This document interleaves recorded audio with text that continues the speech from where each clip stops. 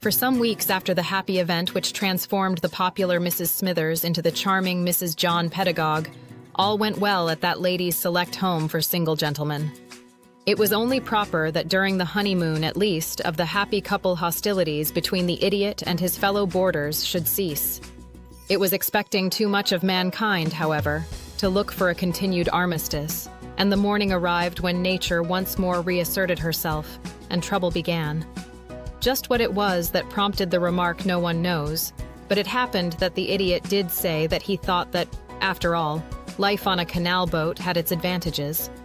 Mr. Pedagog, who had come into the dining room in a slightly irritable frame of mind, induced perhaps by Mrs. Pedagog's insistence that, as he was now part proprietor of the house, he should be a little more prompt in making his contributions towards its maintenance, chose to take the remark as implying a reflection upon the way things were managed in the household.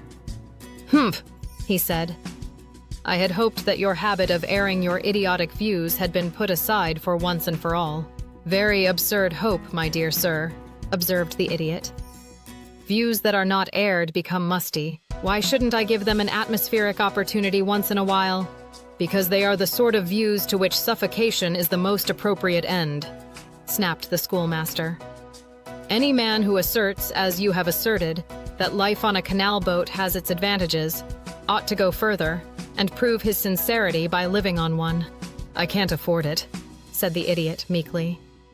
"It isn't cheap by any manner of means. In the first place, you can't live happily on a canal boat unless you can afford to keep horses.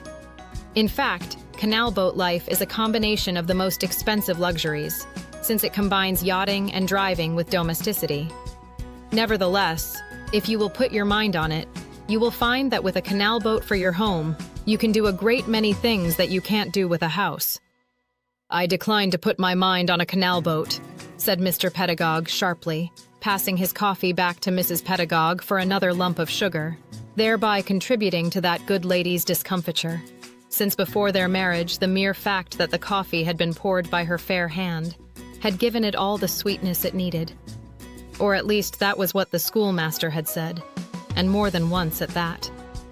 "You are under no obligation to do so," the idiot returned. "Though if I had a mind like yours, I'd put it on a canal boat and have it towed away somewhere out of sight. These other gentlemen, however, I think, will agree with me when I say that the mere fact that a canal sound